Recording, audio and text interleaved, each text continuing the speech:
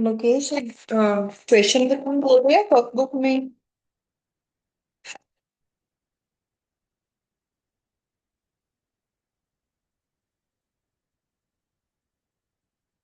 लोकेश जो doubt share किया है क्वेश्चन बुक का है या वर्कबुक का?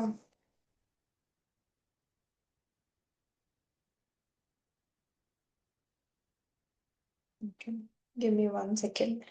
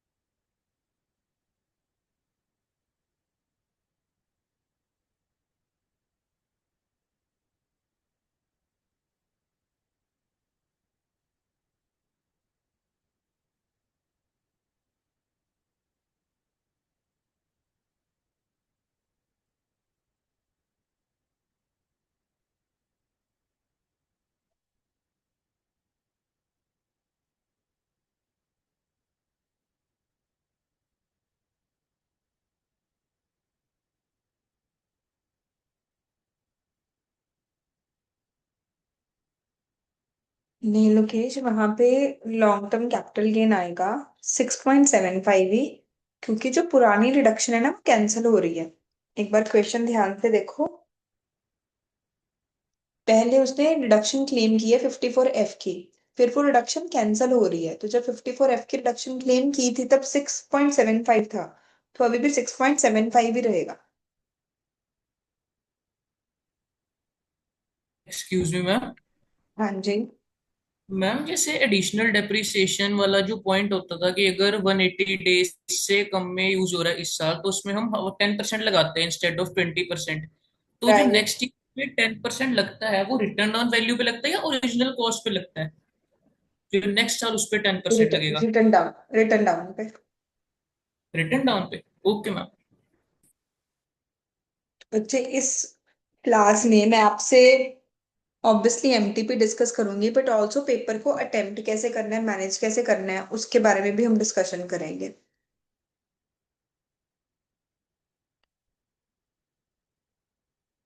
इस तरीके से आपको क्वेश्चन पेपर मिलेगा। फर्स्ट सेक्शन होगा income tax and second section would be GST.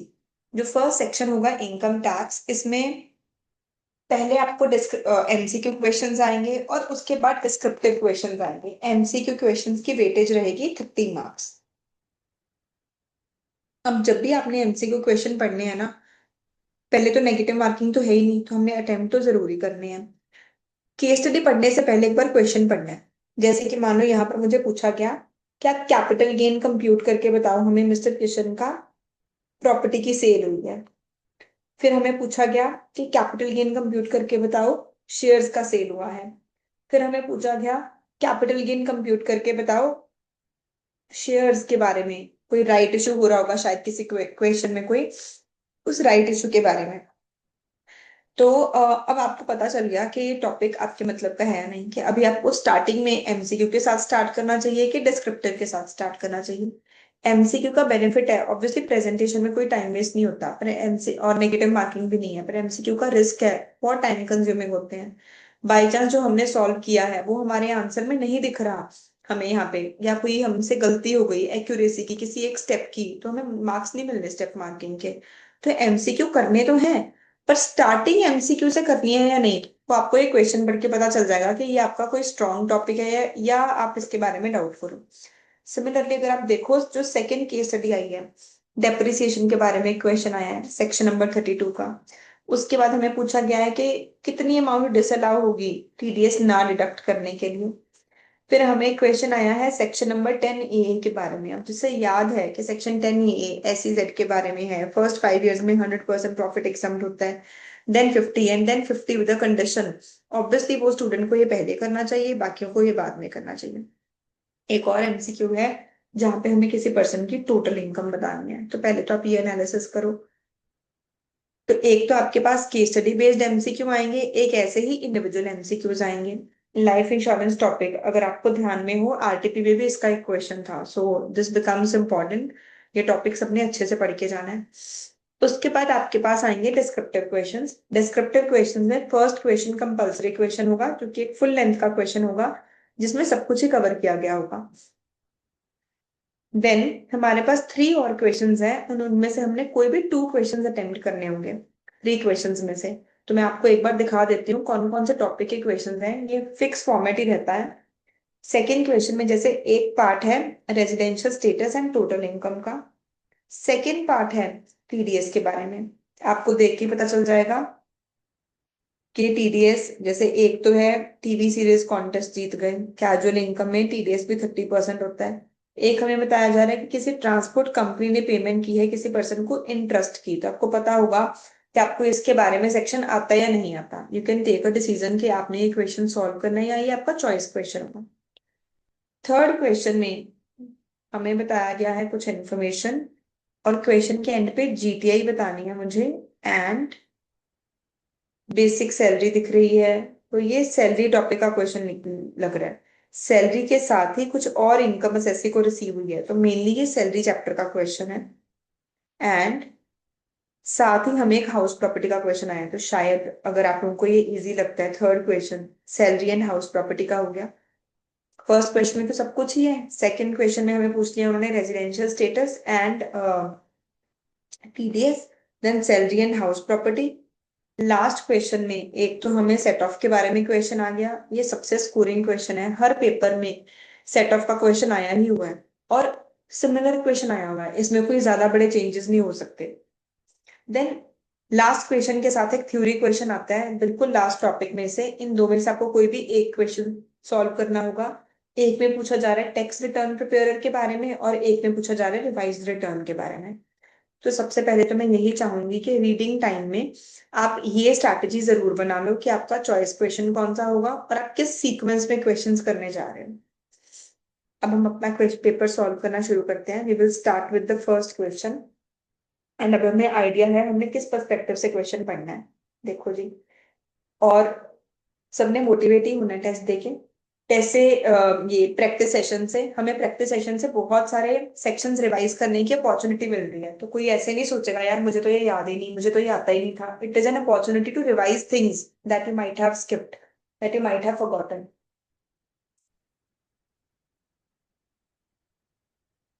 अप्रैल 92 में मिस्टर किशन ने एक प्रॉपर्टी परचेज की 65,000 की। इसकी फेयर मार्केट वैल्यू थी, और स्टैम्प ड्यूटी वैल्यू हमें गिवन है 1 अप्रैल 2001। आपको पता है कि कैपिटल गेन में अगर किसी ने कोई एसेट एक्वायर किया था 1 अप्रैल 2001 से पहले, तो हम उस एसेट की कॉस्ट को और उसकी फेयर मार्केट वैल्यू को कंपेयर करते हैं, विच एवर इज हायर। पर एक स्पेशल रूल है कि जब भी इमूवेबल प्रॉपर्टी होगी, तो कभी भी जो फेयर मार्केट वैल्यू है वो स्टैम्प ड्यूटी वैल्यू से ज्यादा नहीं हो सकती। तो पहला पॉइंट तो मुझे इस क्वेश्चन में ये मिल गया कि कॉस्ट ऑफ एक्विजिशन 1 अप्रैल 2001 की आ जाएगी हमारे पास 2,20,000, क्योंकि fair market value stamp duty value से ज्यादा नहीं हो सकती। फिर 31 अगस्त 2004 को मिस्टर किशन ने एक अग्रीमेंट किया मिस्टर जिगर के साथ कि मैं अपना घर आपको सेल करूंगा 3,70,000 का, एंड मिस्टर जिगर ने 60,000 का एडवांस भी पे कर दिया, बट बाद में वो बाकी के पैसे नहीं दे पाए।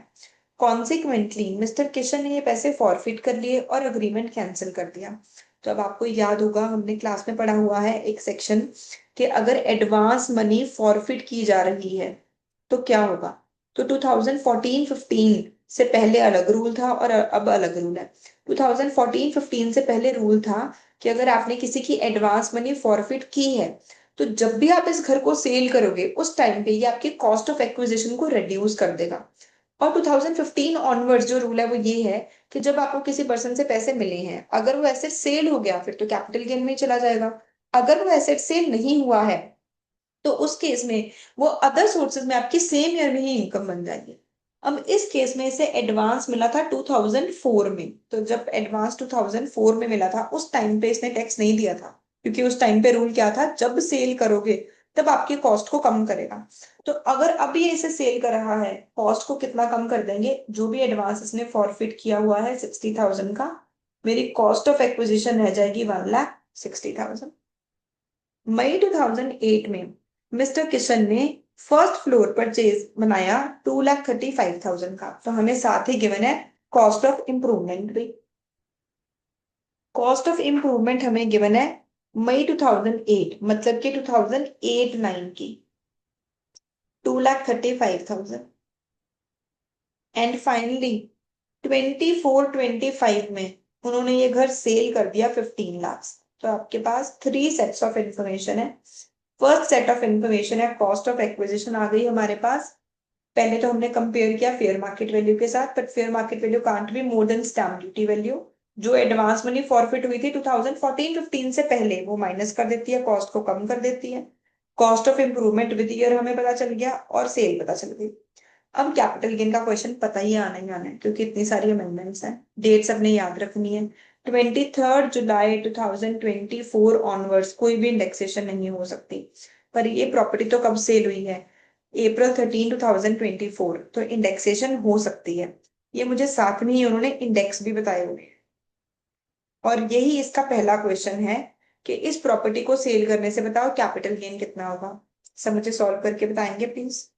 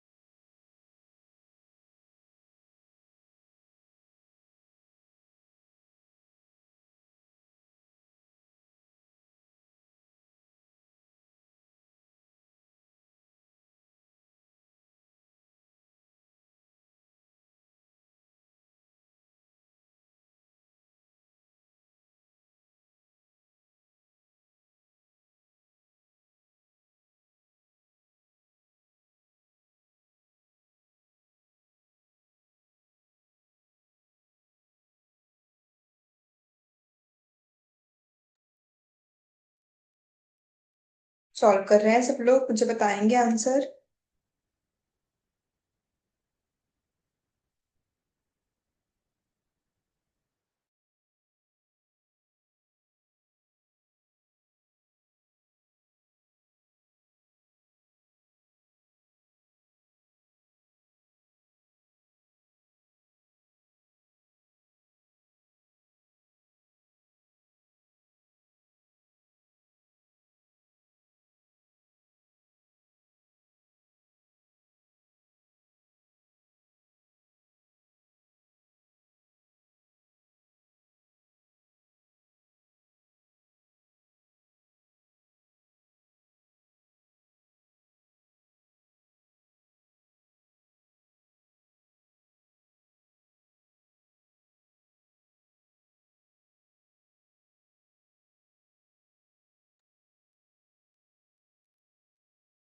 यस नितिन, क्या आंसर है। श्रेया, एकम।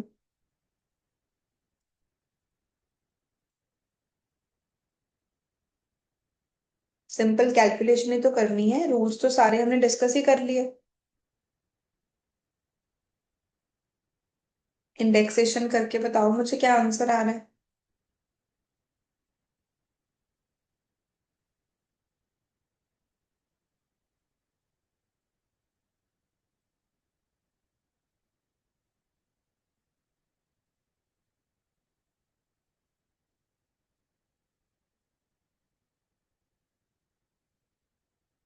296536।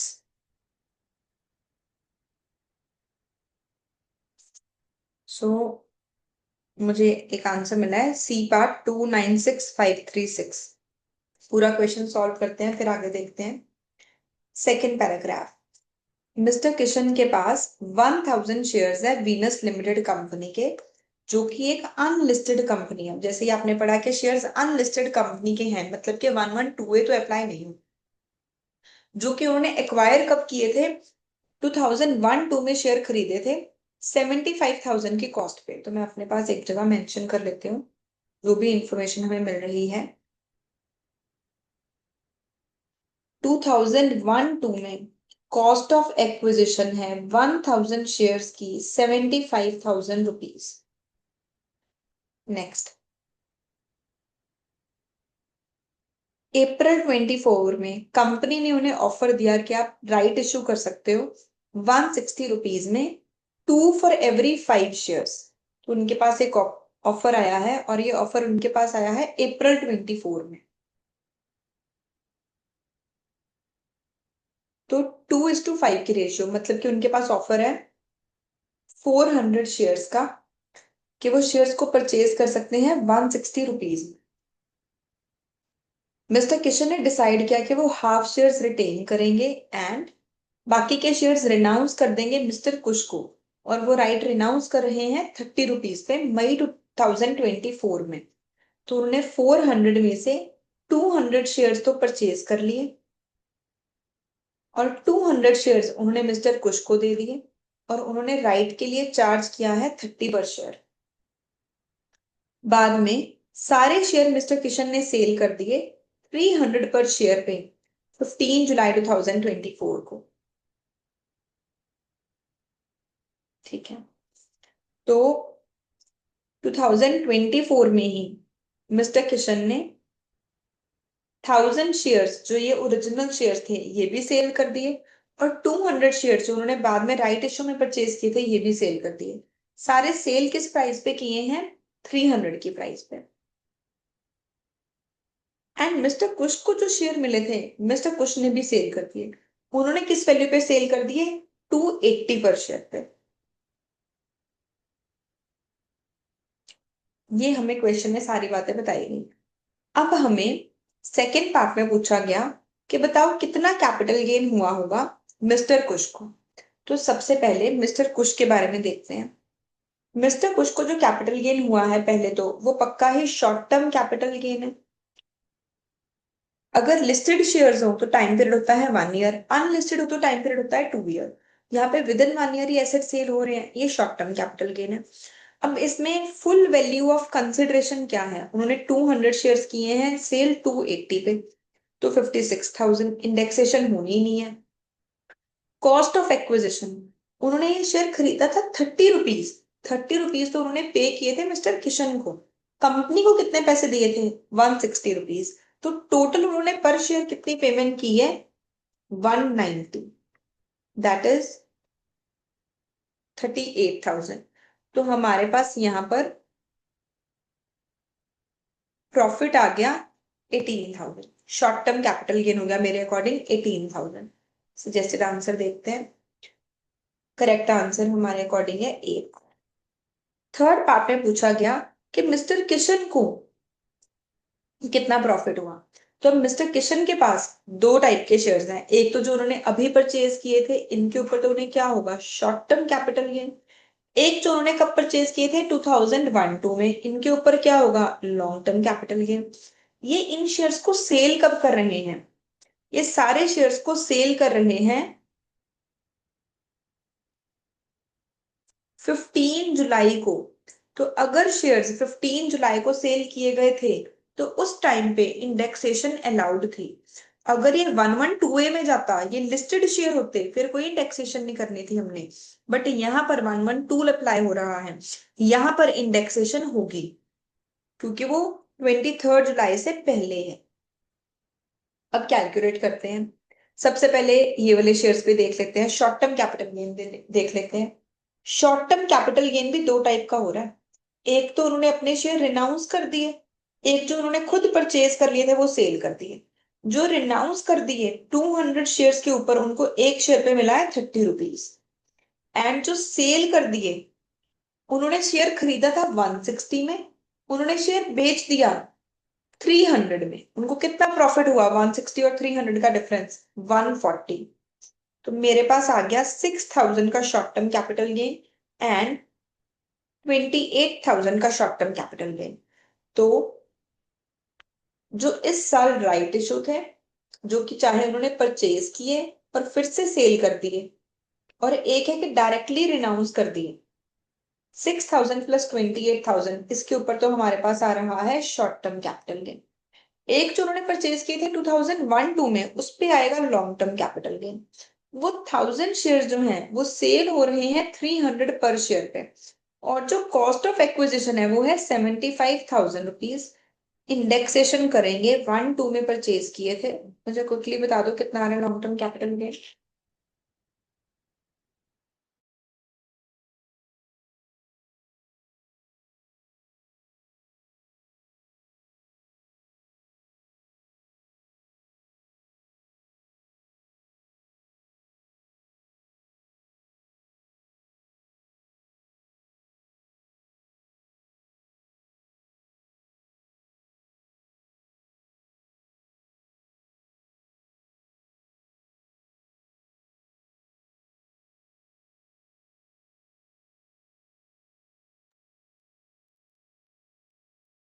क्या आंसर आ रहा है बेटे?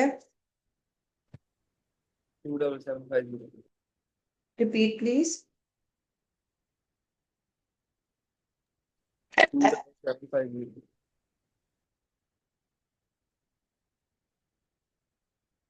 टेस्ट आंसर के साथ कंपेयर करते हैं। ये अमाउंट बोला 27750।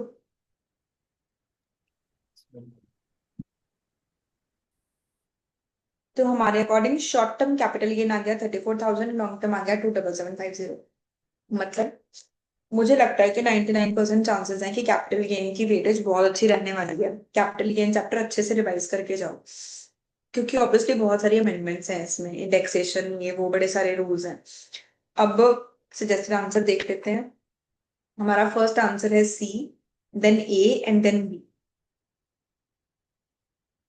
एक चीज पूछनी थी।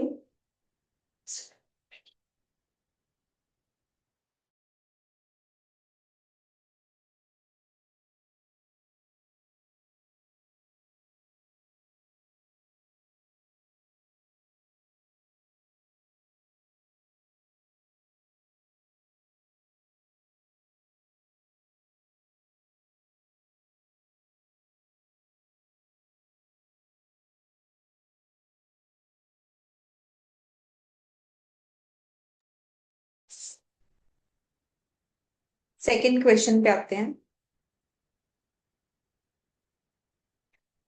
मिस्टर आरव देसाई के 2 बिजनेस यूनिट्स हैं। जो यूनिट 1 है वो टेक्सटाइल की मैन्युफैक्चरिंग करती है, एंड 24-25 में इंटरेस्ट का एक्सपेंस हुआ है 1,50,000। 194A इंटरेस्ट का सेक्शन है, और इसके ऊपर बिजनेसमैन वाला रूल भी अप्लाई होता है, अगर आपको टीडीएस वाले सेक्शन से याद हो। तो बिजनेसमैन वाला रूल ये कहता है कि अगर आपके पिछले साल की सेल एक स्पेसिफिक अमाउंट से ज्यादा है, 1 CR से ज्यादा है, या प्रोफेशनल रिसीट 50 लाख से ज्यादा है, तभी आपके ऊपर ये सेक्शन अप्लाई होंगे। तो 194A कहते हैं उनका एक इंटरेस्ट का एक्सपेंस हुआ है 1,50,000। उन्होंने पेमेंट किया है एक रेजिडेंट को, पर वो टीडीएस डिडक्ट करना भूल गए हैं। टीडीएस उन्होंने डिडक्ट कर लिया 15 अप्रैल को, और बाद में डिपॉजिट भी करवा दिया गवर्नमेंट को 17 मई को। तो ये हमें कंफ्यूज करना चाह रहे हैं 43B के साथ। 43B में फाइटर सेक्शन है कि ये पेमेंट्स आपको अलाउ होगी अगर आपने ड्यू डेट पे पेमेंट नहीं भी की, पर रिटर्न फाइल करने से पहले पहले कर दी। तो तब अब अगर आपने विद इन ईयर पेमेंट नहीं की पर रिटर्न फाइल करने से पहले भी कर दी, तब भी आपको एक्सपेंस अलाउ हो जाएगा। पर टीडीएस में ये रूल नहीं होता है। टीडीएस में रूल होता है 40A, कि अगर आपने किसी भी रेजिडेंट को पेमेंट की है तो उस केस में 30% एक्सपेंस डिसअलाउ हो जाएगा, और अगर नॉन रेजिडेंट होता 100% एक्सपेंस डिसअलाउ हो जाता। तो ये तो पहला पॉइंट क्यों ना टीडीएस वाला, और इसी के बारे में क्वेश्चन भी था तो इसे देख ही लेते हैं। कहते कितनी डिसअलाउंस होगी for non deduction of tax at source on interest payable to mister Raj. First case में कहते हैं कि कोई भी रिडक्शन नहीं होगी क्योंकि टीडीएस डिडक्ट करके डिपॉजिट कर दिया आईटीआर भरने से पहले। ये तो 43B का रूल है, 43B तो यहाँ पर लगेगा ही नहीं। 1,50,000 पे 30% डिसअलाउ हो जाएगा, तो correct answer should be C part. C part होना चाहिए इसका आंसर। आगे देखते हैं। 2 अगस्त को उन्होंने एक नई मशीनरी खरीदी है 45 लाख की, जो कि उन्होंने यूज करनी शुरू की है 1 नवंबर से। मतलब कि हमने पुट टू यूज देखना होता है। 1 नवंबर से मतलब कि लेस देन 180 डेज आएंगे, तो हाफ ईयर की डेप्रिसिएशन देनी है।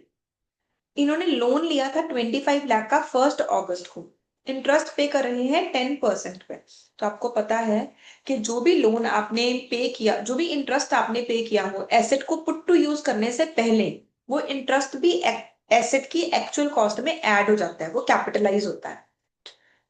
प्लांट एंड मशीनरी की रिटन डाउन वैल्यू हमें गिवन है 95 लाख।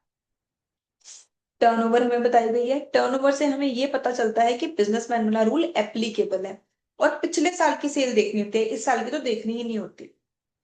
अगला पार्ट है एसईजेड के बारे में। हमारा पहला क्वेश्चन है depreciation and he is shifting out of default tax regime. तो हम पहले डेप्रिसिएशन के सारे पॉइंट्स कवर कर लेते हैं, फिर आगे पढ़ेंगे। हमें रेलेवेंट इन्फॉर्मेशन क्या कुछ दी गई है। हमारे पास ऑलरेडी प्लांट एंड मशीनरी का ब्लॉक है जिसकी रिटन डाउन वैल्यू हमें गिवन है 95 लाख। न्यू हमने प्लांट एंड मशीनरी परचेज की है। New plant and machinery purchase की है हमने 45 लाख। ये नवंबर में यूज हो रही है तो हमने हाफ डेप्रिसिएशन देनी है। इसके लिए हमने लोन भी लिया है 25 लाख का, 10%। लोन हमने कब लिया है? 1 अगस्त को। एसेट को कब से यूज किया? 1 नवंबर से। तो अगस्त सितंबर अक्टूबर 3 मंथ्स का इंटरेस्ट इसमें कैपिटलाइज हो जाना चाहिए। उसके बाद ओल्ड स्कीम का क्वेश्चन है एंड टेक्सटाइल की मैन्युफैक्चरिंग। तो जो भी नया एसेट परचेज हो रहा है मुझे उसके ऊपर एडिशनल डेप्रिसिएशन भी कैलकुलेट करनी है। तो ये मेरे पास सारी रेलेवेंट इंफॉर्मेशन आ गई। अब हम क्वेश्चन को सॉल्व करते हैं। सबसे पहले हम देखते हैं इंटरेस्ट की कैपिटलाइजेशन कितनी होगी। तो 25 लाख का 10% इंटू 3/12 कितनी वैल्यू आ रही है?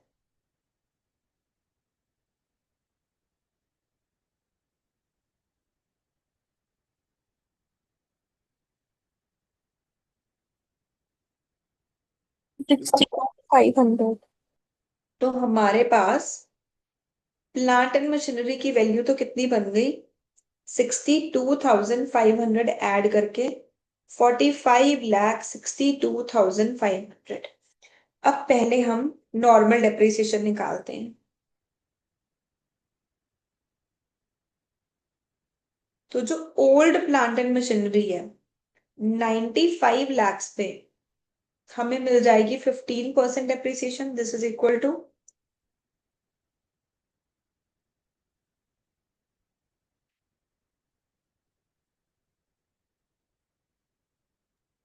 14,25,000। जो न्यू प्लांट एंड मशीनरी है इसके ऊपर मुझे मिल जाएगी हाफ ईयर की डेप्रिसिएशन।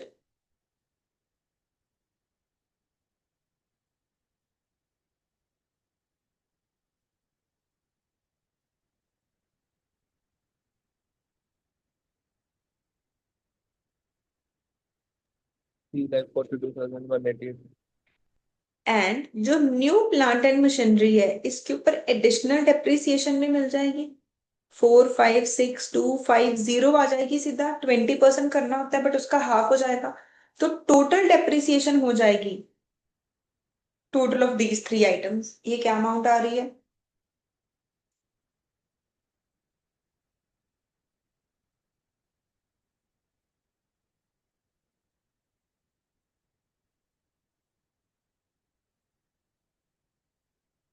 $22,23,437। ए पार्ट 0.5 को उन्होंने राउंड ऑफ किया है। हमारे पास करेक्ट आंसर आया है इसका ए पार्ट। थर्ड क्वेश्चन है एसईजेड के बारे में। यार एक बार खुद करो।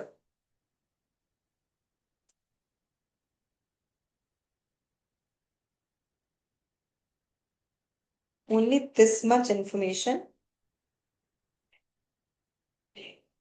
and खुद solve करो. I'm giving you 2 minutes for this.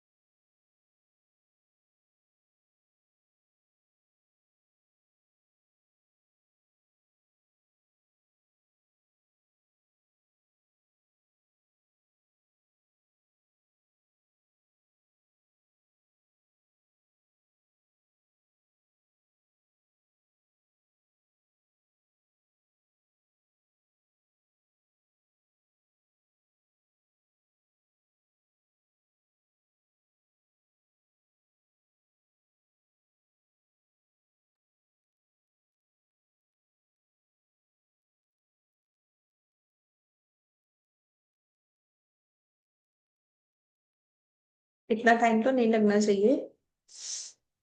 देखो SEZ में हमने क्या पढ़ा हुआ है. एक्सपोर्ट की वजह से जो प्रॉफिट होता है वो एग्जाम्प्ट हो जाता है. सिर्फ ओल्ड स्कीम में एग्जाम्प्ट होता है.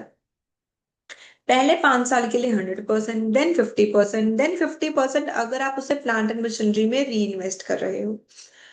अब हमने ये निकालना कैसे होता है. तो हमें बताया गया कि पर्सन ने बिजनेस शुरू किया है 1920 में एंड हम कैलकुलेशन कर रहे हैं 24-25 की.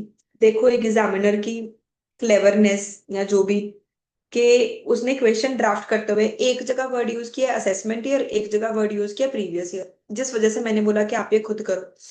असेसमेंट ईयर 1920 मतलब कि उसने बिजनेस कब से शुरू किया है, 1819 से. तो 1819, 1920, 2021, 21-22 एंड 22-23 तक तो कितना प्रॉफिट एग्जाम्प्ट हो जाएगा, 100%. बट इसके बाद कितना प्रॉफिट एग्जाम्प्ट होगा, सिर्फ 50%. तो यहाँ पे सिर्फ 50% प्रॉफिट की एग्जाम्पशन मिलेगी क्योंकि हम 22-23 के बाद इक्वेशन कर रहे हैं. कैलकुलेशन कैसे करेंगे. टोटल सेल है 130, एक्सपोर्ट सेल है 80, प्रॉफिट है 30 लाख. तो जैसे मैथ्स में प्रोपोर्शनेटली डिवाइड करते हैं, अगर 130 लाख के ऊपर प्रॉफिट हुआ है 30, तो 80 लाख के ऊपर कितना प्रॉफिट हुआ होगा, 30 डिवाइडेड बाय 130 मल्टीप्लाइड बाय 80. जो भी प्रॉफिट हुआ होगा उसका हाफ एग्जाम्प्ट हो जाएगा. So 30 lakh divided by 130 multiplied by 80 by 2. हमें मिलनी चाहिए exemption 923,077. This is the amount that will be exempt. तो हमारे पास आंसर है सेकेंड क्वेश्चन का A, C and B. जैसे आंसर देख लेते हैं, A, C and B ये करेक्ट आंसर्स है.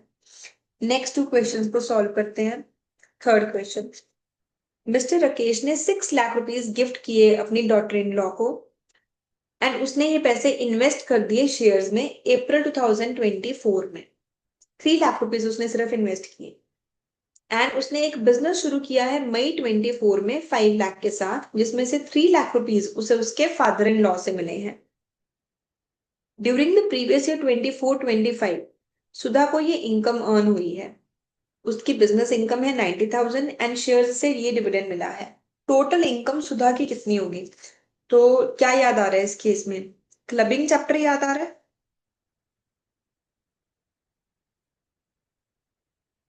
हाँ जी, कौन सा चैप्टर याद आ रहा है बच्चे? क्या रूल लगेगा?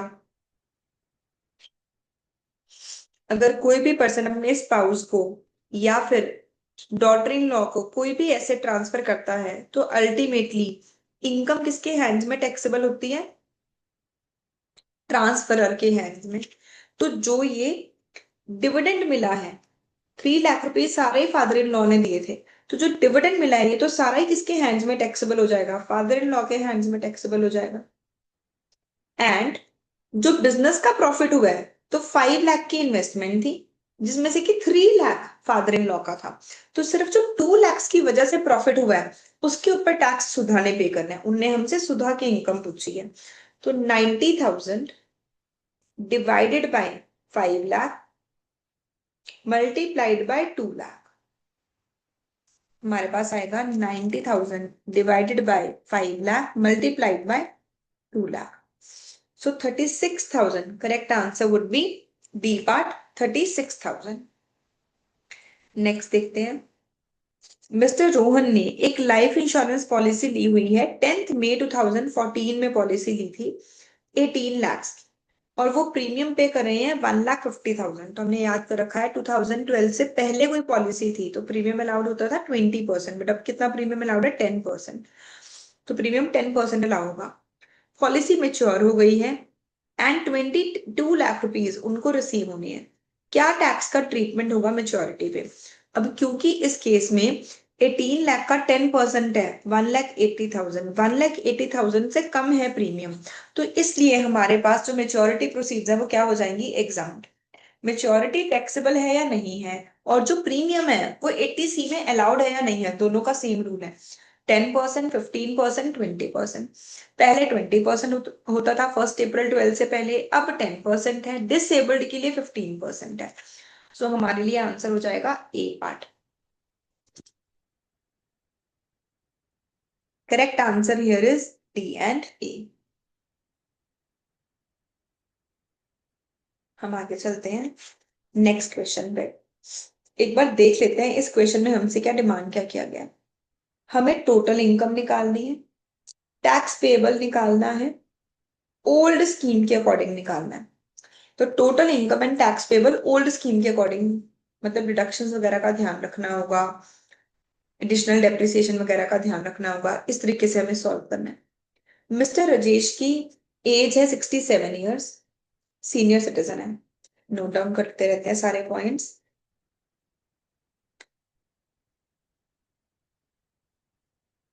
एग्जाम में आप कैसे सॉल्व करोगे?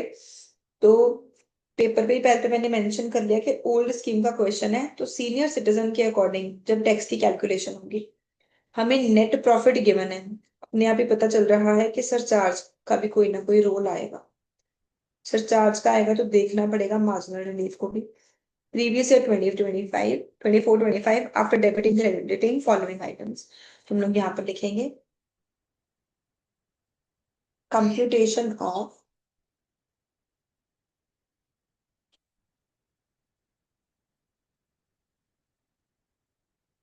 Total income of mister Rajesh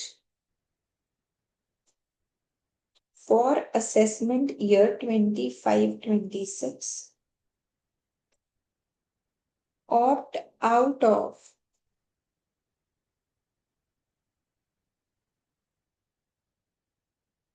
default tax regime. Particulars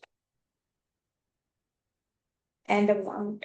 एक बार मुझे देखना पड़ेगा कौन कौन से हेड अप्लाई हो रहे हैं मैं, ताकि अपना फॉर्मेट उसी तरीके से अप्लाई कर सकूं।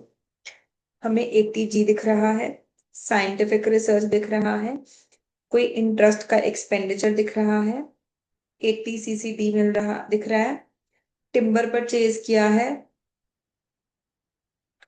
एंड ब्रदर को कोई कंसिडरेशन पे की है, बैड डेट्स की रिकवरी है, शॉर्ट टर्म कैपिटल गेन है, तो मुझे एक तो शॉर्ट टर्म कैपिटल गेन को कंसिडर करना पड़ेगा, क्लोजिंग स्टॉक, डेप्रिसिएशन, कार की डेप्रिसिएशन,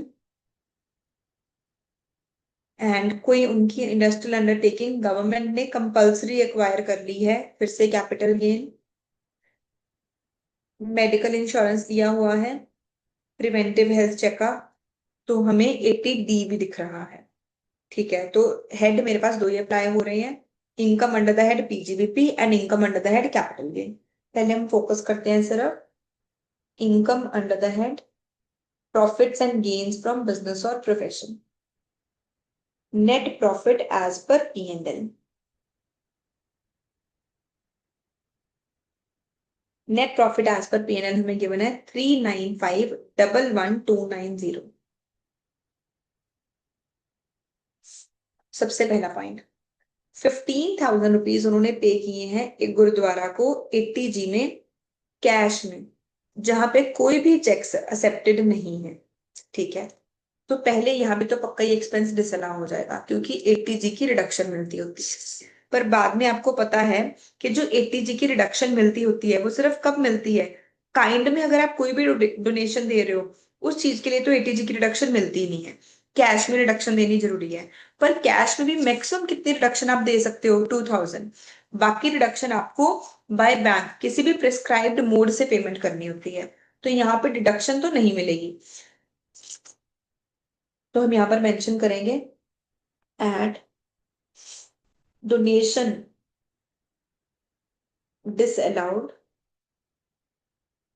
विद रीजन बताएंगे। तो मैं स्पेशली एक चीज पे फोकस लेके जाना चाहती हूँ। देखो ये क्वेश्चन पेपर की फर्स्ट लाइन है, working note should form part of the answer wherever necessary suitable assumptions may be made by candidates and disclosed by way of a note। ठीक है, एंड डिवीजन ए, MCQ में working notes नहीं चाहिए। तो आपको बच्चे बहुत ज्यादा एक्सप्लेन करने हैं अपने डिस्क्रिप्टिव क्वेश्चंस को, एक्सप्लेनेशन के ही नंबर है। Donation disallowed not being a business expenditure under section 37।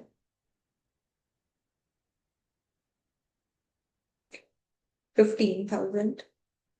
उसके बाद शायद मुझे एक पेज चाहिए होगा पीजीबीपी के लिए, कैपिटल गेन के लिए, एक चाहिए होगा टैक्स की कैलकुलेशन के लिए, फिर मैं अपने नोट्स लिखूंगी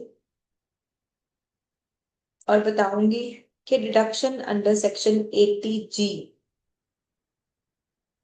shall not be allowed as payment more than 2,000 in cash is not permitted।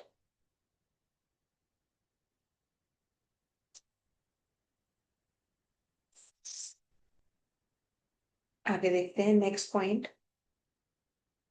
35,500 एक यूनिवर्सिटी को दिए हैं साइंटिफिक रिसर्च के लिए। तो अब आपको पता है सेक्शन 35 में एक होता है कि आप खुद रिसर्च कर रहे हो, एक है कि आप डोनेशन कर रहे हो। ओल्ड स्कीम में खुद भी कर सकते हो, डोनेट भी कर सकते हो, इन हाउस भी अलाउड है, डोनेशन भी अलाउड है। न्यू स्कीम में सिर्फ इन हाउस अलाउड है क्योंकि ये क्वेश्चन ओल्ड स्कीम का है, इट वुड बी अलाउड, तो मैं इसका कोई भी ट्रीटमेंट नहीं करूंगी। बट यस, हम वर्किंग नोट्स में अपने मेंशन जरूर करेंगे कि क्योंकि ये ओल्ड स्कीम का क्वेश्चन है इसलिए 100% अमाउंट अलाउड है। आप वर्किंग नोट्स में भी लिख सकते हो, आप चाहो तो यहाँ पर भी मेंशन कर सकते हो। सॉरी,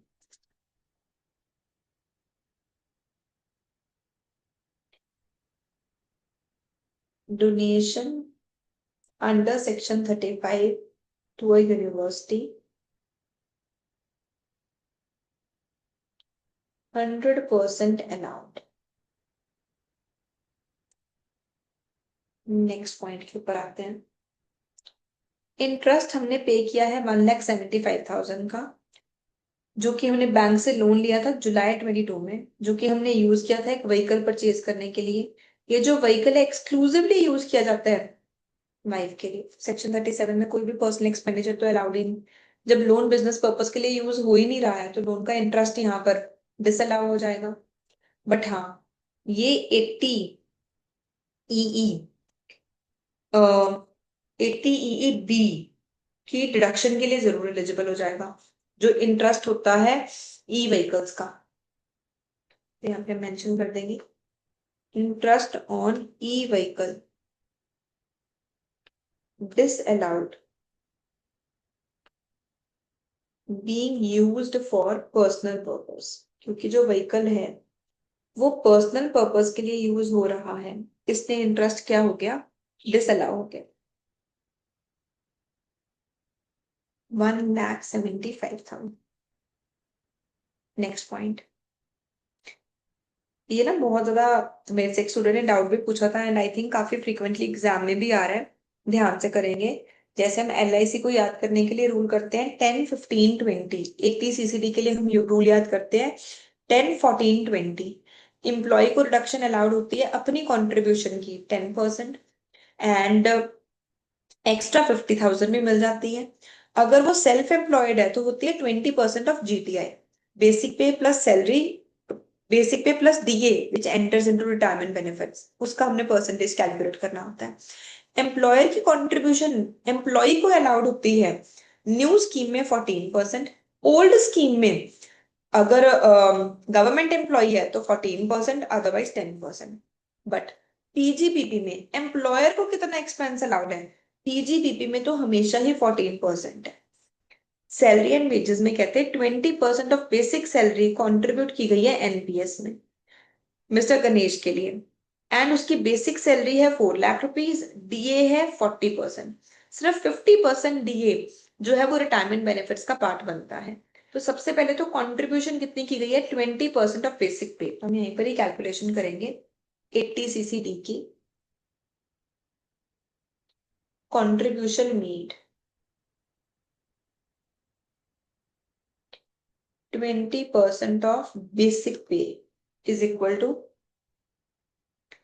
4 लाख का 20%,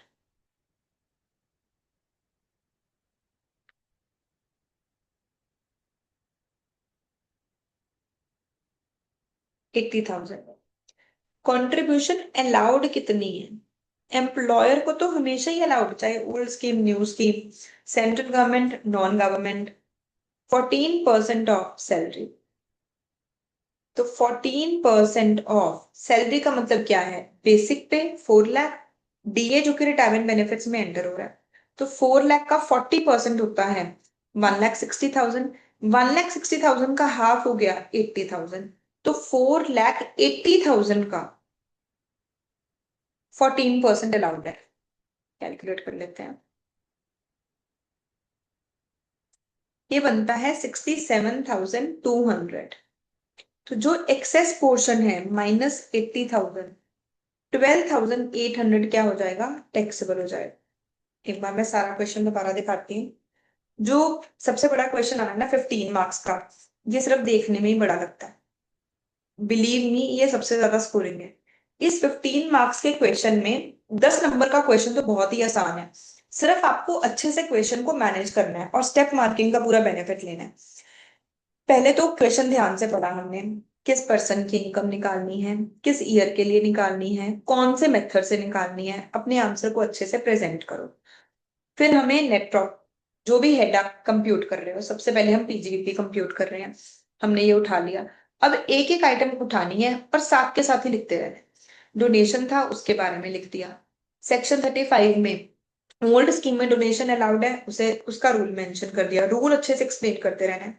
ई व्हीकल पर्सनल पर्पस के लिए यूज हो रहा है, मान लो तुम्हें रिडक्शन नहीं भी याद, कोई बात नहीं, तुम्हें ये तो पता है ना कि पर्सनल पर्पस के लिए व्हीकल यूज हो रहा है, तो बिजनेस में तो एक्सपेंस डिसअलाउ हो जाएगा। 80 CCD में 14% अलाउड है, पहले देखा कंट्रीब्यूट कितना किया है, अलाउड कितना है, एक्सेस पोर्शन क्या हो गया हमारे लिए, टैक्स। आगे देखते हैं। नेक्स्ट, उसने टिम्बर परचेज की है 25 लाख रुपीज की फॉरेस्ट लीज पे बिजनेस पर्पस के लिए। तो यहां पर ना हमें ओल्ड स्कीम का क्वेश्चन है, एज है, सीनियर सिटीजन है, 67 ईयर्स की एज है, और कहीं पर ये नहीं बताया गया पर्सन का बिजनेस क्या है, ठीक है। हमें कुछ कहीं ये नहीं बताया पर्सन का बिजनेस क्या है, बट ये बताया गया है कि यहाँ पे उसने लीज पे टिम्बर ली है। कुछ आ रहा है दिमाग में, सोचना।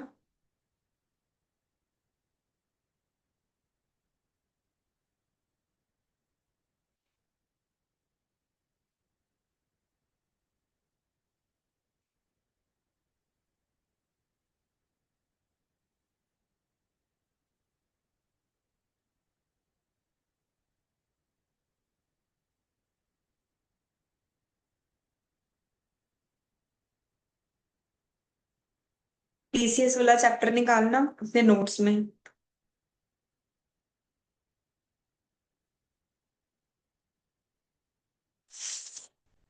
हमने कहीं पे ऐसा लिखा हुआ है कि टिम्बर के ऊपर 2.5% टीसीएस है? यस साक्षी, जैसे हम अकाउंट्स में वर्किंग नोट नंबर रेफर करते हैं बिल्कुल वैसे ही करना है सॉल्यूशन में रेफर, पर कोशिश करनी है सारा कुछ साथ साथ ही प्रेजेंट करते रहो।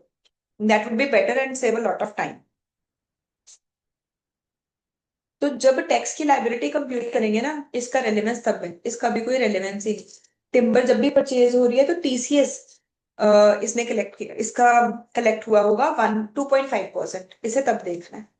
नेक्स्ट, मिस्टर राजेश ने अपनी गुड्स अपने ब्रदर को सेल की हैं 6 लाख की, जबकि गुड्स की फेयर मार्केट वैल्यू कितनी है 9 लाख।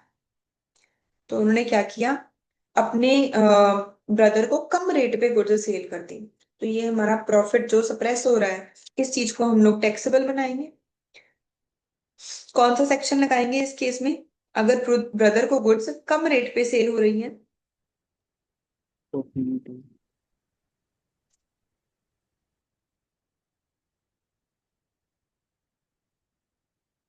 आपके दिमाग में आएगा 40A2, बट फिर ध्यान से सोचो 40A2 में क्या होता था, अगर हम किसी को पेमेंट कर रहे हैं और अनरीजनेबल पेमेंट है वो डिसअलाउड है। यहाँ पे तो मैंने गुड्स कम रेट पे सेल की है, मैंने किसी को पेमेंट थोड़ी की है। मान लो मैंने अपने भाई को जॉब दी होती एंड जो उससे सर्विसेज ली है उसकी वैल्यू बनती है 6 लाख, पर मैंने सैलरी पे की है 9 लाख, तो 3 लाख जो अनरीजनेबल पे किया है वो डिसअलाउड हो जाता। यहाँ पे 40A2 आपके दिमाग में आएगा पर 40A2 अप्लाई नहीं होगा। हम मेंशन करेंगे sale to brother at less than market value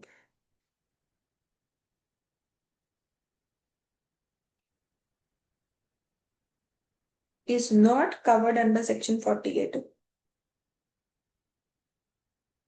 इसलिए ये भी इग्नोर करेंगे। कहते हैं मिस्टर राजेश ने 3 लाख रुपीज लिए हैं अपने डेटर से, जो कि वो पास्ट में राइट ऑफ कर रख चुके हैं। ओरिजिनल अमाउंट थी 4 lakh rupees. However, only 2,50,000 was permitted as deduction. एक बार ना सब लोग ये खुद करो, हमने इसकी क्लास में बहुत प्रैक्टिस की हुई है, एक बार आप लोग खुद करो। मुझे बताओ आपके अकॉर्डिंग में कितनी अमाउंट इनकम बनाओ।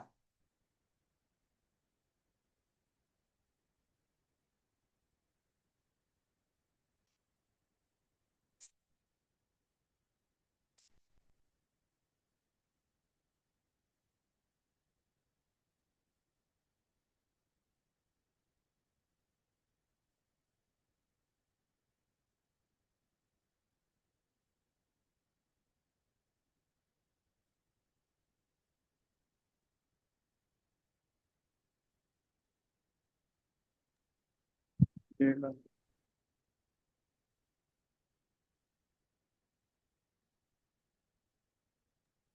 2,50,000. देखो बच्चे क्या हुआ है, किसी पर्सन ने अपने पीएनएल में, पास्ट में क्या हुआ, उसने अपने पीएनएल में लिखा कि मुझे बैड डेट्स हो गए हैं 4 लाख के,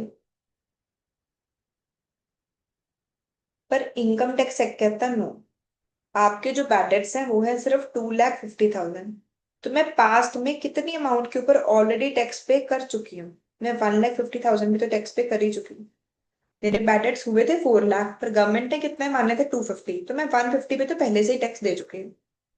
फिर करंट ईयर में क्या हुआ, हमेशा ऐसे ही क्वेश्चन सॉल्व करना है कि पास्ट में क्या हुआ हुआ है और करंट ईयर में क्या हुआ। करंट ईयर में मैंने अपने अकाउंट्स में लिखा हुआ है कि बैड डेट्स की रिकवरी कितनी कर लिया मैंने, 3 लाख रुपीज, पर एक्चुअली अब मुझे टैक्स देना कितनी अमाउंट के ऊपर चाहिए था, 3 लाख में से 150 पे तो मैं टैक्स दे ही चुकी हूँ, मुझे तो कितने पे देना चाहिए था, सिर्फ 150 पे देना चाहिए था। तो हमने बैड डेट्स रिकवर्ड की इनकम ज्यादा बना रखी है, इतनी बनानी नहीं चाहिए थी, क्योंकि 150 के ऊपर तो मैं पहले ही टैक्स पे कर चुकी हूँ। तो हम लिखेंगे बैड डेट्स रिकवर्ड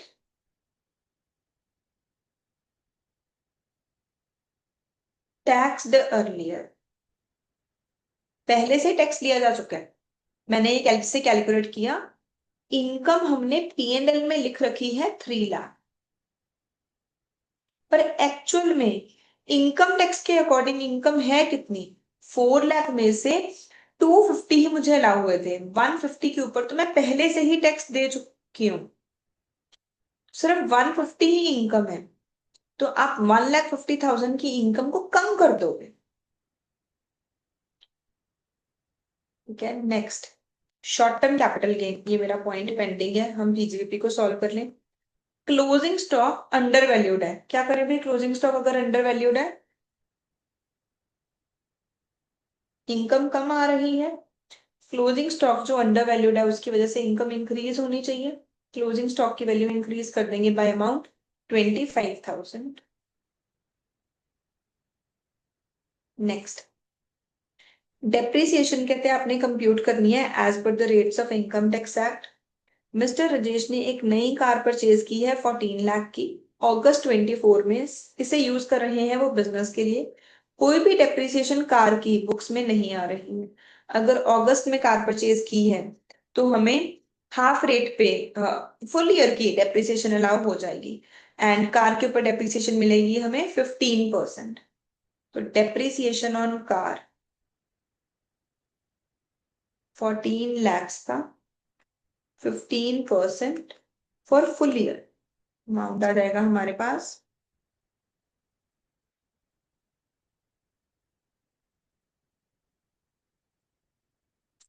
2,10,000।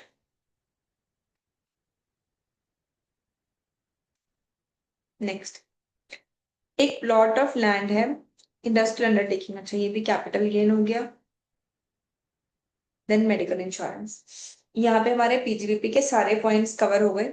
अब एक पेंडिंग पॉइंट था शॉर्ट टर्म कैपिटल गेन, देखो पीजीबीपी में तो आना ही नहीं चाहिए, तो यहाँ पे तो हम लोग कर ही दे minus short term capital gain, business की इनकम तो है ही नहीं। ये तो हमें पक्का ही पता है ना कि बिजनेस की इनकम नहीं है। तो ये मेरे बिजनेस के सारे पॉइंट्स सॉल्व हो गए, मैं एक बार सारे रूल्स रिव्यू करवा रही हूँ। हमें नेट प्रॉफिट गिवन था, डोनेशन डिसअलाउड है, ऐड बैक कर दी, सेक्शन 35 साइंटिफिक रिसर्च की डोनेशन अलाउड है, इग्नोर कर दिया, नोट डाल दिया। ई व्हीकल का इंटरेस्ट डिसअलाउड है क्योंकि पर्सनल पर्पस के लिए यूज हो रहा है, ऐड कर दिया।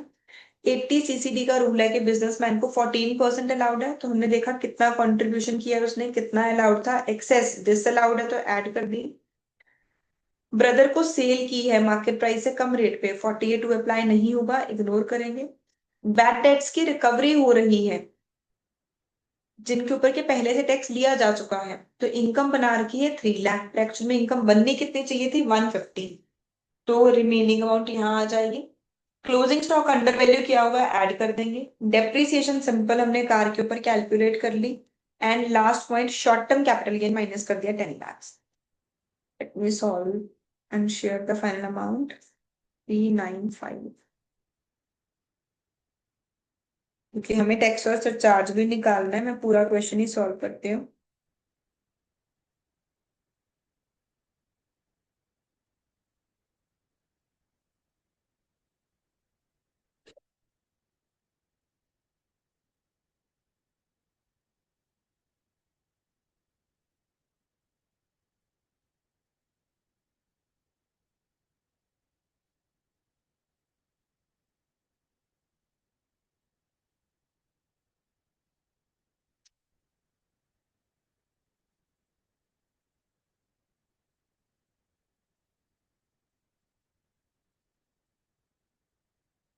हमारे पास आंसर आ रहा है 3,83,79,090 रुपीज।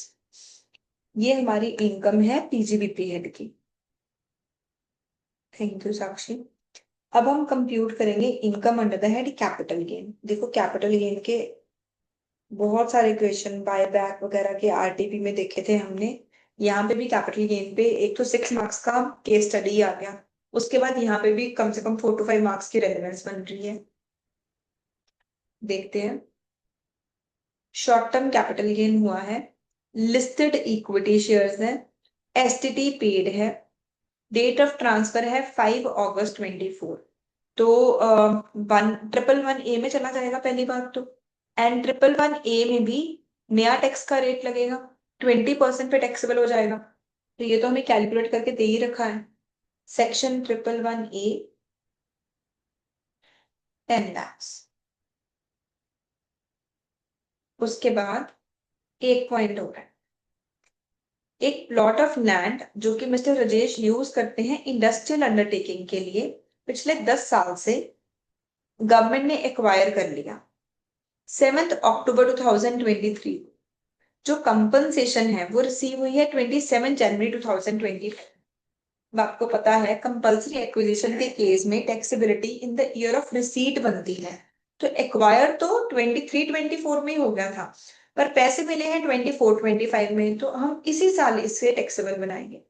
प्रॉपर्टी उन्होंने परचेज की थी 8 अक्टूबर 2006 में 2,50,000 की।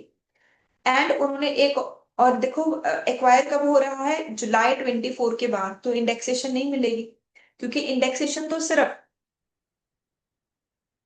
ही purchase another plot of land, industrial undertaking उन्होंने परचेज कर ली 15 अप्रैल को 7 लाख रुपीस की। गवर्नमेंट ने कंपनसेशन के ऊपर 1,05,000 का इंटरेस्ट भी दिया है। तो आपको पता है कि जो कंपल्सरी एक्विजिशन का इंटरेस्ट मिलता है वो टैक्सेबल होता है under the head other sources. And आपको ध्यान में होना चाहिए 54D, अगर घर के बदले में घर हो तो सेक्शन 54, एंड अगर एग्रीकल्चर लैंड के बदले में एग्रीकल्चर लैंड हो तो सेक्शन 54B। एंड अगर आपकी इंडस्ट्रियल अंडरटेकिंग कंपल्सरी एक्वायर हो रही है, जिससे कि आप कुछ टाइम से बिजनेस के लिए यूज कर रहे थे, वो कवर होता है 54D में। तो 54D भी यहाँ पर साथ ही अप्लाई हो जाएगा। तो सबसे पहले तो हम लिखेंगे compulsory acquisition of industrial undertaking. यहाँ पे हमें लॉन्ग टर्म कैपिटल गेन होगा। Full value of consideration government ने एक्वायर किस रेट पे किया है, 15 लाख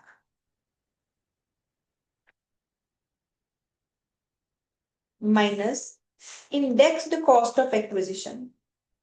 कॉस्ट ऑफ एक्विजिशन थी हमारे लिए 2,50,000 डिवाइडेड बाय, हमने एक्वायर किया था अक्टूबर 2006 में, तो 6/7 का वैल्यू था 122 मल्टीप्लाइड बाय, पता है ना कंपल्सरी एक्विजिशन के केस में ट्रांसफर कब मानी जाती है, जब कंपल्सरी एक्वायर हो जाए, पर टैक्सेबिलिटी कब होती है, जब हमें पैसे मिल जाए। तो इस केस में 23 जुलाई के बाद पैसे मिल रहे हैं, तो टैक्सेबिलिटी अब है। बट ट्रांसफर तो कब हो गई थी, पहले ही हो गई थी, उस टाइम पे तो इंडेक्सेशन अलाउड थी ना, तो इसलिए मैंने इंडेक्सेशन की।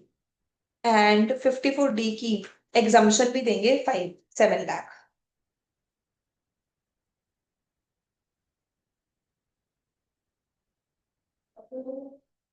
हमारे पास वैल्यू आ जाएगी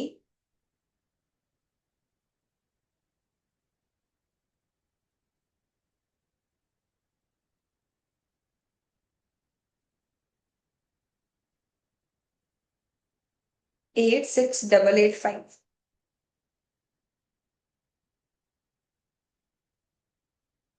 नेक्स्ट, अदर सोर्सेज की इनकम भी दिख गई अब, पहले ये नहीं दिख रही थी, पहले हमें लगा था दो ही हेड्स हैं। अदर सोर्सेज, इंटरेस्ट मिल रहा है कंपल्सरी एक्विजिशन पे, एंड जो कंपल्सरी एक्विजिशन का इंटरेस्ट है 50% अमाउंट डिडक्शन अलाउड है, तो टैक्सेबल वैल्यू बनेगी मेरे पास 52,500। देन 80D आ गया फाइनली। कहते हैं लमसम प्रीमियम है 1,20,000 का, जो कि उसने मार्च 25 में पे किया है for policy taken for self and spouse. तो पॉलिसी जो है वो इफेक्टिव है 5 इयर्स के लिए, फ्रॉम मार्च 2025 टू मार्च 30। तो यहाँ पर जब भी मेडिकल इंश्योरेंस होना, आपने देखना होता है कौन कौन से ईयर उसका बेनिफिट मिल रहा है। तो उसका बेनिफिट उसे 24-25 में मिल रहा था, क्योंकि मार्च 25 में ली थी। देन 25-26 में मिल रहा है, 26-27 में मिल रहा है, 27-28 में, 28-29 में। पॉलिसी है 29-30। तो 6 इंस्टॉलमेंट्स में डिवाइड करेंगे। मैं दोबारा रिपीट कर रही हूँ, इंपॉर्टेंट पॉइंट है। 80D में जो रिडक्शन है, अगर आपने लमसम पॉलिसी ली है तो हम डिवाइड कर देते हैं, पर 1,20,000 को डिवाइड 5 से नहीं करेंगे।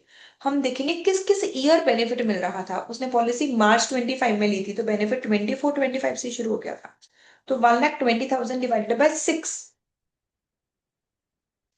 8,000 है प्रिवेंटिव हेल्थ चेकअप का। तो ये तो मैक्सिमम कितना अलाउड है कैश में, प्रिवेंटिव हेल्थ चेकअप कितना अलाउड है हमें, 5,000। 20,000 हमें ये अलाउड है, 80D की रिडक्शन मिल जाएगी।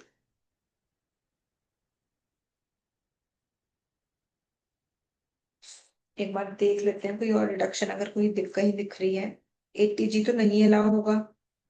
एंड एम्प्लॉयर का अपना 80C से रिलेटेड हमें कुछ भी नहीं बताया गया। हमें आया था ई व्हीकल, ई व्हीकल के ऊपर हमने पढ़ा था 80EEB की रिडक्शन मिल जाती है। और 80EEB में जो मैक्सिमम रिडक्शन मिलती है वो मिलती है 1,50,000। तो यहाँ पे 80EEB में उसने इंटरेस्ट पे किया है 1,75,000। तो हम एक और रिडक्शन दे देंगे 80EEB की। ये दो रिडक्शंस के लिए पर्सन एलिजिबल होगा। सब कुछ करके आप टैक्स कैलकुलेट करोगे, टैक्स के बाद सरचार्ज भी कैलकुलेट करोगे। 25% का सरचार्ज लगेगा क्योंकि 3 CR प्लस हमें इनकम दिख रही है। सीनियर सिटीजन है तो बेसिक एग्जाम्पशन आपने, चाहे ओल्ड स्कीम का क्वेश्चन है, 3 लाख की बेसिक एग्जाम्पशन देनी है। साथ में ही TCS का रूल लगाना है। 25 लाख का 2.5% ऑलरेडी डिडक्ट हो चुका है। एंड एक और बहुत अच्छा हिडन पॉइंट है क्वेश्चन में, उसने कार परचेज की है 14 लाख की। तो अगर मैं कोई भी मोटर व्हीकल परचेज कर रही हूँ मोर देन 10 लाख वैल्यू का, उसके ऊपर भी TCS कलेक्ट हो रखा होगा, तो 1% का TCS यहाँ पर भी चार्ज होगा। हम पूरा एक बार सजेस्टेड आंसर देखते हैं ISI का विद प्रेजेंटेशन और रिविजन। मिस्टर राजेश की 25-26 की नॉर्मल प्रोविजंस के अकॉर्डिंग ये हमें इनकम गिवन है। डोनेशन कैश में है, डिसअलाउड है। ऑल्सो ये बिजनेस एक्सपेंस नहीं है। यूनिवर्सिटी को जो पैसे दिए हैं 100% रिडक्शन मिल जाएगी। ई व्हीकल का जो लोन है, क्योंकि जो व्हीकल है वो बिजनेस पर्पज के लिए यूज नहीं हो रहा, इसलिए डिसअलाउ कर दिया। 80CC D में 12,800 हमारा सेम आंसर आ रहा था, वो अमाउंट आ गई। देन ब्रदर को कोई भी चीज सेल की है एट अ लेसर प्राइस, उसके बारे में सिर्फ नोट डाल दिया कि यहाँ पे 40A2 अप्लाई नहीं करेगा।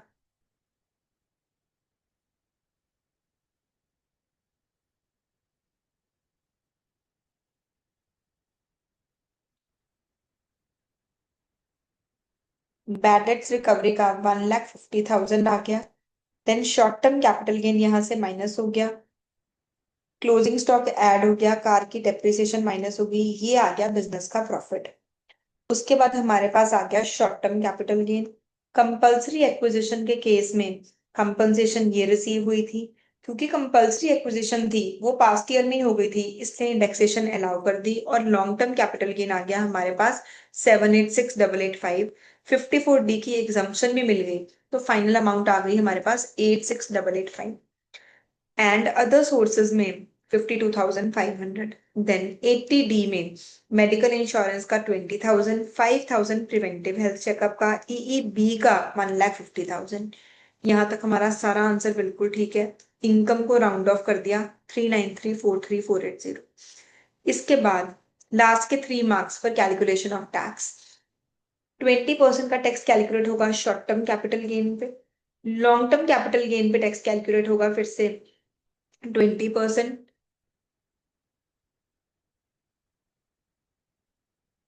क्योंकि हमने, हाँ जी देखो, लॉन्ग टर्म कैपिटल गेन पे वैसे तो 12.5% होता है, पर ये पिछले साल वाला ही चल रहा है, इसमें हमने इंडेक्सेशन की है, इसलिए इन्होंने किस पे कैलकुलेट किया, 20% पे। बाकी की इनकम के ऊपर स्लैब रेट अप्लाई करके टैक्स कैलकुलेट किया। जो सरचार्ज की लिमिट जा रही है वो जा रही है 25% पर। सेक्शन 111 ने, 112 ए, इनके ऊपर 115 मैक्सिमम सरचार्ज की लिमिट जो अलाउड है दैट इज 15%। तो इन सारी इनकम्स के ऊपर तो उन्होंने सरचार्ज लगाया है 15%, बिजनेस इनकम के ऊपर सरचार्ज लगाया है 25% एंड 4% का सेस। प्लस TCS के दो सेक्शन, टिम्बर की सेल के ऊपर 2.5% एंड कार के केस में 1%। ये हमारा फाइनल टैक्स है। कोई भी कंफ्यूजन या डाउट किसी को? बहुत सारे सेक्शंस रिवाइज करने का मौका मिला है, किसी को कोई भी कंफ्यूजन या डाउट हो प्लीज मुझे कंफर्म करेंगे। इसका लेवल पेपर से थोड़ा सा ज्यादा डिफिकल्ट है। साहिल सर भी मुझे कह रहे थे कि कॉस्ट की एमटीपी भी रियल एग्जाम से थोड़ी सी ज्यादा लेंदी थी, तो शायद आपको कॉस्ट का टेस्ट देते हुए भी ये रियलाइज हुआ हो। एंड ये सेम चीज मुझे इनकम टैक्स की एमटीपी में भी लग रही है। चलो हम नेक्स्ट क्वेश्चन करते हैं जी।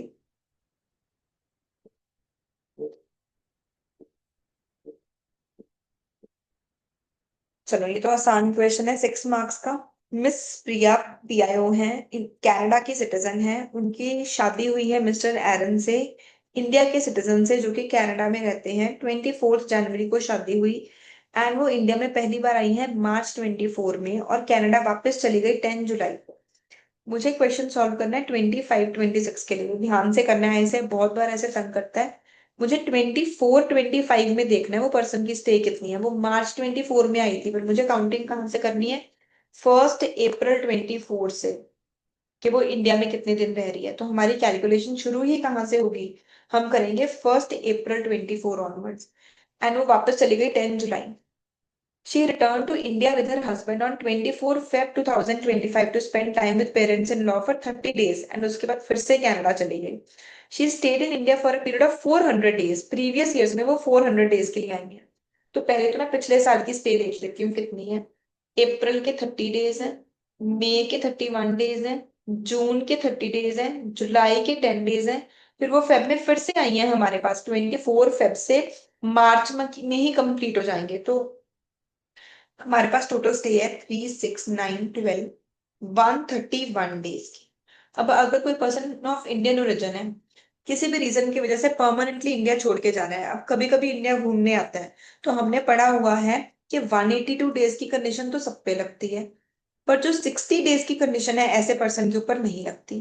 पर अगर इसकी इंडियन इनकम 15 लाख से ज्यादा हो तो 60 डेज वाली कंडीशन जो है वो रिप्लेस हो जाती है 120 डेज के साथ। तो अब देखते हैं। कहते प्रीवियस ईयर 24 25 में जब वो इंडिया में थी, ये उसे कुछ गिफ्ट मिले हैं। हस्बैंड के पेरेंट से गिफ्ट मिला, रिलेटिव है। हस्बैंड की सिस्टर से गिफ्ट मिला, रिलेटिव है। फ्रेंड्स ऑफ हस्बैंड से गिफ्ट मिला, टैक्सेबल है। तो इसकी इंडियन इनकम 15 लाख से ज्यादा है। क्योंकि इसकी इंडियन इनकम 15 लाख से ज्यादा है तो 60 को रिप्लेस कर देंगे 120 के साथ। तो पिछले साल की स्टे जो है वो 120 डेज से ज्यादा है, पिछले 4 साल की स्टे 400 डेज से ज्यादा है, तो ये बन गई रेजिडेंट। और ये हमारे लिए बनेगी ओआर, क्योंकि उससे पहले तो वो इंडिया में ही रहती थी। तो ऑब्वियसली 10 में से 2 साल वाला रूल भी पूरा हो जाएगा और 730 डेज वाला रूल भी पूरा हो जाएगा। तो मुझे बताओ सब कुछ क्लियर है या और ज्यादा डिटेल में चाहिए? किसी को ऐसा तो नहीं लग रहा कि बहुत फास्ट है मैम, समझ ही नहीं आ रहा? नहीं मैम ठीक है। ठीक है। रेजिडेंशियल स्टेटस में बेसिक कंडीशन अप्लाई करनी है ना, 182 डेज वाला रूल, 60 डेज प्लस 365 डेज वाला rule. Person of Indian origin है, स्पेशल कंडीशन दिमाग में आई कि 60 डेज वाला रूल नहीं लगेगा। पर अगर इंडियन इनकम 15 लाख से ज्यादा है तो 60 वाला रूल रिप्लेस हो जाएगा 120 के साथ। उसके बेसिस पे मैंने क्वेश्चन सॉल्व किया। ये हमारे अकॉर्डिंग ओआर बन रही है। अगर ये ओआर बन रही है तो इनकी इनकम बन जाएगी 16 लाख। ओल्ड स्कीम के अकॉर्डिंग हमें इनका टैक्स भी कैलकुलेट करना है। जैसे आंसर देख लेते हैं एक बार। तो उन्होंने हमें बताया कि अगर कोई भी पर्सन इंडियन ओरिजिन का है, उसकी Indian income excluding income from foreign sources but including income जिसका बिजनेस सेटअप इंडिया में है, वो 15 लाख से ज्यादा है, तो 120 days plus 365 days in 4 years वो पर्सन रेजिडेंट बन जाता है।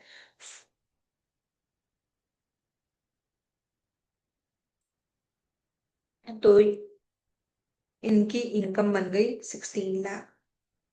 रूल भी पूरा हो गया, 131 डेज। ये 16 लाख के ऊपर उन्होंने टैक्स कैलकुलेट कर दिया। कोई भी कंफ्यूजन या doubt guys? Great. I will wind up the session here. मैं कल कंटिन्यू करती हूँ, बाकी का टॉपिक कल कंप्लीट करवाऊंगी please. Thank you so much, take care.